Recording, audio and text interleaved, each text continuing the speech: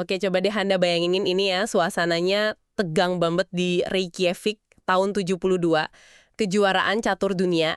Bobby Fischer, jenius catur Amerika yang agak nyentrik itu, akhirnya lawan juara bertahan Boris Spassky dari Uni Soviet. Ini bukan cuma catur biasa loh, ini kayak perang dingin di papan catur. Wah, iya ya, ingat saya. Pertandingan legendaris itu kan? Betul. Terus di game pertama ada momen yang bikin semua orang bingung. Langkah ke-29, posisi yang kata banyak ahli itu harusnya remis aja. Si Fisher ini yang jago strategi banget, malah ngelakuin langkah yang, ya ampun, keliru banget. Keliru gimana tuh? Dia ambil pion lawan pakai gajahnya, tapi malah bikin rajanya jadi nggak aman. Kesalahan yang, aduh, mendasar banget gitu loh. Mungkin pemain amatir aja mikir dua kali. Ini contoh klasik banget dari istilah kebutaan catur. Kebutaan catur ya? Iya, momen pas seorang ahli tiba-tiba nggak bisa lihat sesuatu yang sebenarnya jelas banget. Gimana coba? Seorang jenius lagi di puncak-puncaknya bisa bikin kesalahan sefatal gitu. Pertanyaan bagus banget itu. Dan ini bikin kita mikir lebih jauh lagi kan? Fenomena kebutaan ini, ketidakmampuan lihat yang jelas di depan mata ini, apa cuma ada di catur aja? Maksudnya? Ya, apakah ini bisa kita temuin juga di bidang lain?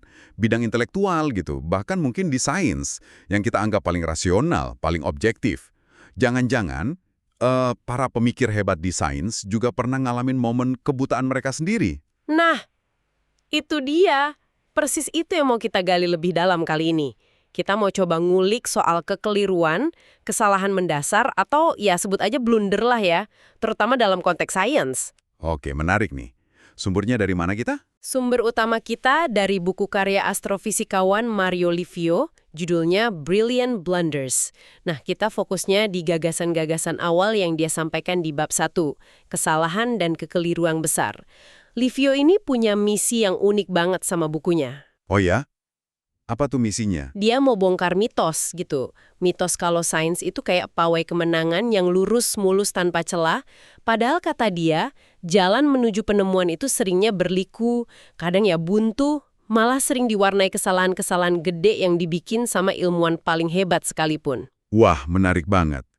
Jadi, tujuan kita di sini buat Anda para pendengar adalah coba memahami ya kenapa tokoh-tokoh hebat kayak Linus Pauling yang menang Nobel 2 kali sendirian loh, atau Albert Einstein yang namanya udah identik sama jenius, itu ternyata nggak luput juga dari bikin kesalahan serius. Iya, kesalahan dalam kerja ilmiah mereka ya.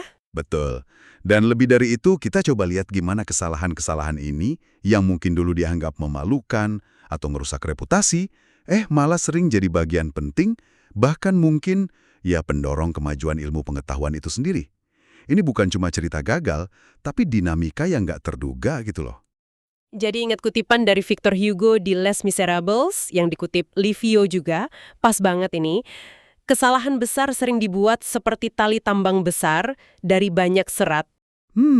Tali tambang besar dari banyak serat. Iya, kata Hugo, kalau Anda urai serat-serat kecilnya satu-satu, motif kecil, keputusan sepele, gampang aja dipatahin sambil bilang, oh cuma gini doang. Tapi pas serat-serat itu dipilin jadi satu, dililit bareng, jadi kuat banget jadi kesalahan besar. Artinya, blunder itu jarang banget cuma gara-gara satu kekhilafan aja. Wah, analogi tali tambang itu kuat banget ya. Ini nyambung lagi ke contoh Fisher tadi. Mungkin kesalahannya di langkah ke-29 itu bukan cuma salah lihat sesaat. Terus gimana? Mungkin itu akumulasi dari banyak serat tadi.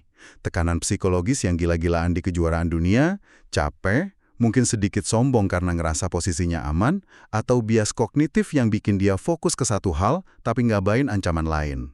Oh, jadi kompleks ya? Iya, fenomena kebutaan catur itu sendiri kan nunjukin ada kompleksitas psikologis.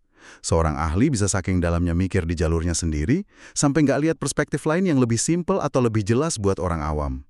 Jadi bukan cuma salah teknis, tapi ya itu tadi, manifestasi dari banyak faktor yang numpuk. Jadi emang bukan cuma soal salah hitung atau salah langkah simpel ya, tapi gimana banyak faktor psikologis, konteks, mungkin bias pribadi juga bisa ngejalin diri jadi satu kesalahan gede, jadi blunder.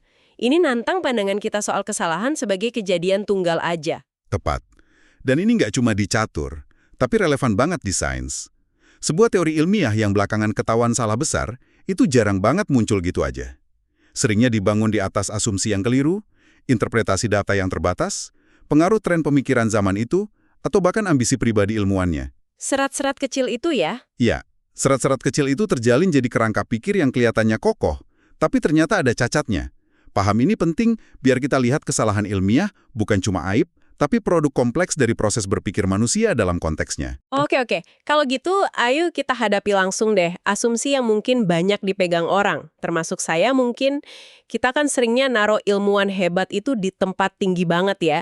Kayak mereka tuh hampir nggak pernah salah, apalagi soal teori-teori utamanya. Ya, kayak Einstein sama relativitasnya, Darwin sama evolusinya. Betul, Pauling sama ikatan kimianya. Rasanya susah gitu ngebayangin mereka bikin blunder. Tapi buku Livio ini, sumber kita, tegas banget bilang, bahkan sains modern yang udah pakai metode empiris, pakai matematika kuat, tetap aja nggak kebal dari blunder. Para raksasa ini pun pernah kesandung. Memang benar. Dan ini salah satu poin utama yang mau Livio sampaikan. Penting banget buat kita ingat, sains itu bukan kumpulan fakta absolut yang turun dari langit. Sains itu proses manusiawi. Usaha terus-menerus ya? Iya, usaha terus-menerus buat memahami alam semesta lewat observasi, hipotesis, eksperimen, terus revisi lagi. Nah, karena yang ngelakuin manusia, ya proses ini pasti rentan sama kesalahan. Livio secara khusus milih fokus ke kesalahan-kesalahan ilmuwan besar di bidang yang fundamental banget. Evolusi kehidupan, evolusi bumi, sama evolusi alam semesta. Kenapa 3 bidang itu secara khusus? Ada apa emangnya? Ada 2 alasan utama yang dia kemukakan. Pertama, kesalahan yang dibikin sama para pionir di bidang ini, tokoh kayak Darwin, Lord Kelvin, Linus Pauling, Fred Hoyle, Einstein, itu relevan banget dan banyak pelajarannya buat kita sekarang. Pelajaran gimana tuh? Ya, pelajaran buat tantangan ilmiah, bahkan mungkin non-ilmiah, hari ini. Gimana sih mereka bisa sampai ke kesimpulan yang salah? Bias apa yang mungkin main? Gimana reaksi komunitas ilmiahnya? Jadi analisis blunder mereka itu bukan cuma nostalgia sejarah, tapi bisa jadi panduan. Panduan buat apa? Panduan, gimana kita sebaiknya mendekati pengetahuan, gimana kita nilai bukti, bahkan soal etika berargumen dan ngakuin salah. Semacam studi kasus lah tentang cara kerja otak brilian pas lagi nyasar. Oke, jadi ada pelajaran praktis dan etis ya. Menarik. Terus alasan kedua?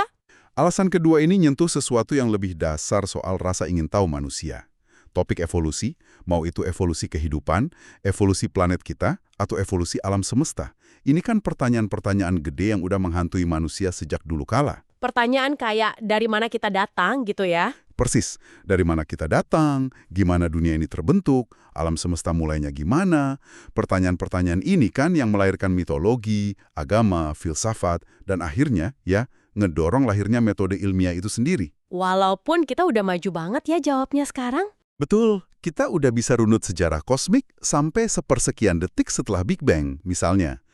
Tapi pencarian ini kan belum selesai. Dan sejarah pencariannya itu penuh sama ide-ide yang dulu dianggap benar, tapi terus ditinggalin. Kesalahan di bidang ini seringkali berkaitan sama upaya kita memahami posisi kita di alam semesta. Jadi, dengan neliti kesalahan dalam upaya jawab pertanyaan paling dasar ini, kita sebenarnya lagi ngaca ya, ngelihat perjuangan manusia memahami eksistensinya. Wah, dalam juga. Dan ini ngebawa kita ke inti gagasan buku Livio, konsep kesalahan brilian atau brilliant blunders. Nah, itu dia istilah kuncinya. Jujur ya, istilah ini aja udah provokatif banget buat saya. Gimana bisa sebuah blunder, kesalahan gede, disebut brilliant? Bukannya itu kontradiksi? Aneh kan? Iya, reaksi yang wajar banget. Tapi justru disitulah uniknya perspektif Livio. Dia bilang, dalam konteks kemajuan ilmiah, beberapa kesalahan besar itu nggak cuma pasti terjadi, tapi anehnya malah bermanfaat. Bermanfaat? Gimana caranya? Jadi briliannya itu bukan karena kesalahannya benar atau bagus, tapi karena konsekuensi dari kesalahan itu. Kesalahan-kesalahan ini sering maksa komunitas ilmiah buat ngecek ulang asumsi dasar, nyari data baru, atau bikin metode yang lebih canggih buat buktiin atau sanggah ide yang salah tadi. Mereka jadi kayak katalisator kuat buat kemajuan. Katalisator? Maksudnya kayak zat kimia yang mempercepat reaksi gitu? Gimana cara kerjanya di sains? Analogi itu lumayan pas. Coba bayangin sains itu bukan jalan tol lurus ke kebenaran, tapi lebih kayak jelajah hutan lebat berkabut. Ilmuwan kan ngerintis jalan tuh.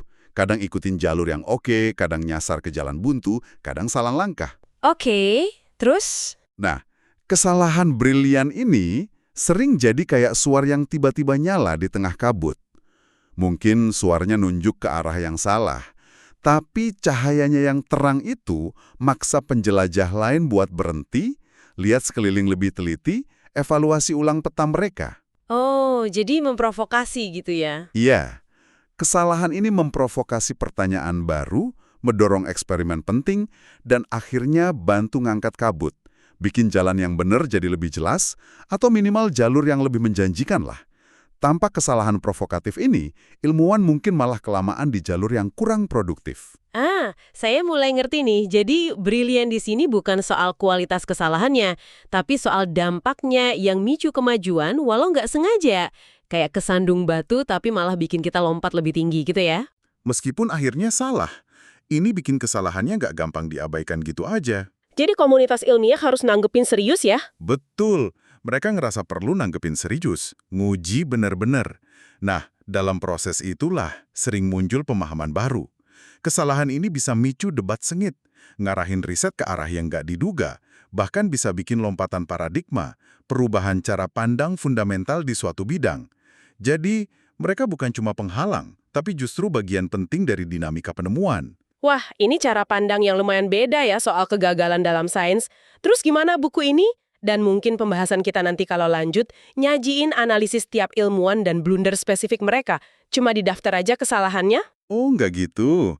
Pendekatannya lebih terstruktur. Tujuannya biar kita dapat pemahaman yang lebih dalam. Jadi, buat tiap ilmuwan besar yang dibahas kayak Darwin, Kelvin, Pauling, Hoyle, Einstein, Levio, itu pertama-tama ngasih ringkasan dulu soal kontribusi utama mereka, teori mereka yang paling terkenal. Kenapa perlu gitu dulu? Penting banget itu, biar Anda pendengar dapat konteksnya, biar paham lanskap pemikiran si ilmuwan ini di zamannya gimana.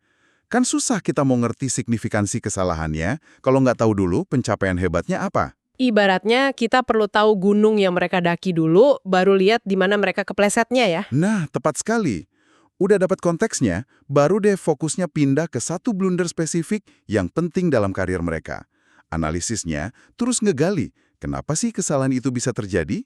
Asumsi apa di baliknya? Bukti yang ada waktu itu gimana diinterpretasiin atau disalahartikan? Dan dampaknya gimana? Nah itu dia yang paling penting. Apa dampak kesalahan itu ke perkembangan ilmu selanjutnya? Apa malah ngehambat sementara? Atau justru micu orang lain nemuin jawaban yang benar? Berarti ini bukan sekedar gosip ilmiah ya, siapa salah apa gitu. Tujuannya lebih ke memahami prosesnya. Buat kita sebagai pendengar, manfaat utamanya apa dong dari pendekatan gini? Manfaatnya, Anda nggak cuma dapat daftar kegagalan para jenius, tapi Anda diajak buat memahami proses berpikir di balik kesalahan itu. Nempatinnya dalam konteks sejarah dan ilmiahnya. Ini bantu Anda buat lebih menghargai betapa rumitnya jalan menuju penemuan. Jadi lebih kelihatan ya gimana ide berkembang. Ya, gimana ide berkembang, gimana bukti bisa ditafsirin beda-beda, dan gimana bahkan otak paling cemerlang pun bisa kejebak dalam kerangka pikir tertentu. Ini ngasih pemahaman yang jauh lebih kaya soal cara kerja sains yang sebenarnya, bukan versi ideal yang sering kita dengar. Ini analisis mendalam soal sifat penemuan itu sendiri, lengkap sama lika-likunya. Baik-baik. Coba kita rangkum sedikit ya apa yang udah kita gali dari bab pendahuluan ini. Poin utamanya, kesalahan bahkan blunder gede itu ya bagian normal lah dari usaha manusia, termasuk di sains. Jenius pun nggak kebal. Betul. Dan yang lebih bikin kaget lagi, di sains kesalahan ini bukan cuma kerikil doang, tapi seringkali malah jadi katalisator penting. Jadi kesalahan berlian yang micu inovasi, penemuan baru, kemajuan ilmiah itu seringkali dibangun lewat perjuangan ngatasin kesalahan, bukan cuma terjadi walaupun ada kesalahan. Dan kenapa pemahaman ini penting buat Anda renungkan? Pertama, ini bikin kita lihat para pahlawan sains jadi lebih manusiawi. Mereka bukan dewa tanpa celah yang selalu benar. Mereka manusia biasa, ya oke luar biasa cerdas, tapi tetap aja manusia. Yang berjuang jawab pertanyaan sulit, bikin asumsi, dan kadang ya salah arah. Jadi sains terasa lebih dekat ya? Iya, sains jadi lebih dekat, proses penemuan jadi lebih bisa dipahami sebagai perjuangan yang mungkin berantakan, tapi seru. Kedua, ada pelajaran universal di sini. Kalau sains aja, mesin pengetahuan kita yang paling kuat, majunya lewat coba-coba dan koreksi salah, mungkin kita juga bisa lihat kesalahan dalam proses belajar kita sendiri di kerjaan, hubungan, pengembangan diri dengan cara beda. Gimana tuh cara bedanya? Bukan sebagai tanda gagal total, tapi sebagai data. Sebagai umpan balik.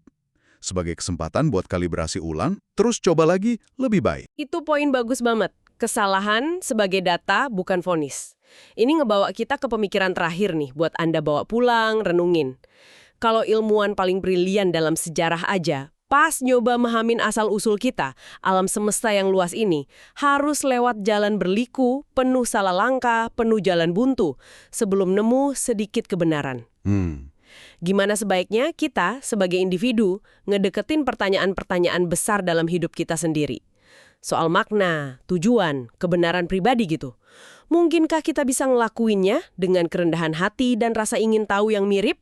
Dengan kesiapan buat ngaku kalau kita mungkin nggak punya semua jawaban, dan bahkan mungkin salah arah, sama kayak para ilmuwan itu belajar dari kesalahan brilian mereka?